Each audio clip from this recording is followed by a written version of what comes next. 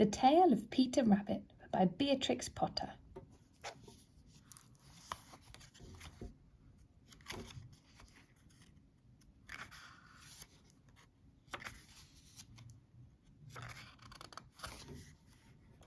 Once upon a time, there were 4 little rabbits, and their names were Flopsy, Mopsy, Cottontail, and Peter.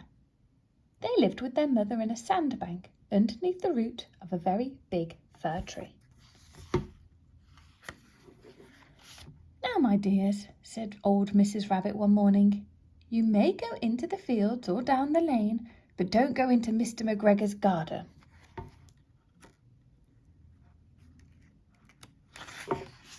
"Your father had an accident there. He was put in a pie by Mrs. McGregor. Now, run along and don't get into mischief. I'm going out." Then old Mrs. Rabbit took a basket and her umbrella and went down the wood to the baker's. She bought a loaf of brown bread and 5 currant buns. Flopsy, Mopsy and Cottontail, who were good little bunnies, went down the lane to gather blackberries. But Peter, who was very naughty, ran straight away to Mr. McGregor's garden and squeezed under the gate. First, he ate some lettuces and some French beans, and then he ate some radishes.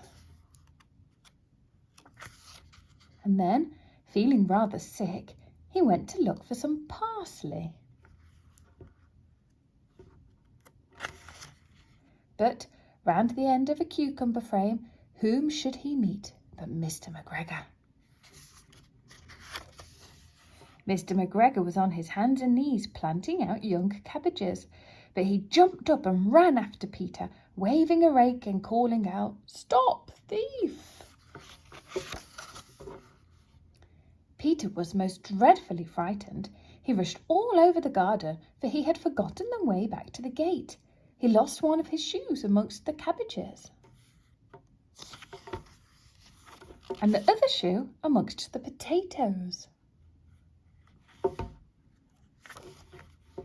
After losing them, he ran on 4 legs and went faster, so that I think he might have got away altogether if he had not unfortunately run into a gooseberry net and got caught by the large buttons on his jacket. It was a blue jacket with brass buttons, quite new. Peter gave himself up for lost and shed big tears, but his sobs were overheard by some friendly sparrows, who flew to him in great excitement and implored him to exert himself. Mr. McGregor came up with a sieve, which he intended to pop upon the top of Peter, but Peter wriggled out just in time, leaving his jacket behind him, and rushed into the tool shed and jumped into a can. It would have been a beautiful thing to hide in if it had not had so much water in it. Mr. McGregor was quite sure that Peter was somewhere in the tool shed, perhaps hidden underneath a flower pot. He began to turn them over carefully, looking under each. Presently, Peter sneezed. "Achoo!" Mr. McGregor was after him in no time, and tried to put his foot upon Peter, who jumped out of a window, upsetting 3 plants. The window was too small for Mr. McGregor, and he was tired of running after Peter. He went back to his work.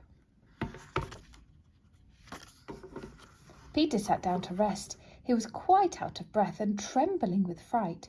He had not the least idea which way to go. Also, he was very damp with sitting in that can. After a time, he began to wonder about going lippity-lippity, not very fast, and looking all around. He found a door in a wall, but it was locked, and there was no reason for a fat little rabbit to squeeze underneath. An old mouse was running in and out over the stone doorstep, carrying peas and beans to her family in the wood. Peter asked her the way to the gate, but she had such a large pea in her mouth that she could not answer. She only shook her head at him. Peter began to cry. Then he tried to find his way straight across the garden, but he became more and more puzzled. Presently he came to a pond where Mr. McGregor filled his water cans. A white cat was staring at some goldfish. She sat very, very still, but now and then the tip of her tail twitched as if it were alive. Peter thought it was best to go away without speaking to her. He had heard about cats from his cousin, little Benjamin Bunny. He went back towards the tool shed, but suddenly, quite close to him, he heard the noise of a hoe. Screech, scratch, scratch, screech. Peter scuttered underneath the bushes. But presently, as nothing happened, he came out and climbed upon a wheelbarrow and peeped over. The first thing he saw was Mr. McGregor hoeing onions. His back was turned towards Peter, and beyond him was the gate. Peter got down very quietly off the wheelbarrow and started running as fast as he could go along a straight brick walk behind some blackcurrant bushes. Mr. McGregor caught sight of him at the corner, but Peter did not care. He slipped underneath the gate and was safe at last in the wood outside the garden. Mr. McGregor hung up the little jacket and shoes for a scarecrow to frighten the blackbirds. Peter never stopped running or looked behind him till he got home to the big fir tree. He was so tired that he flopped down upon the nice soft sand on the floor of the rabbit hole and shut his eyes. His mother was busy cooking. She wondered what he had done with his clothes. It was the second little jacket and pair of shoes that Peter had lost in a fortnight. I'm sorry to say that Peter was not very well during the evening. His mother put him to bed and made some chamomile tea, and she gave a dose of it to Peter. 1 tablespoonful to be taken at bedtime. But Flopsy, Mopsy and Cottontail had bread and milk and blackberries for supper.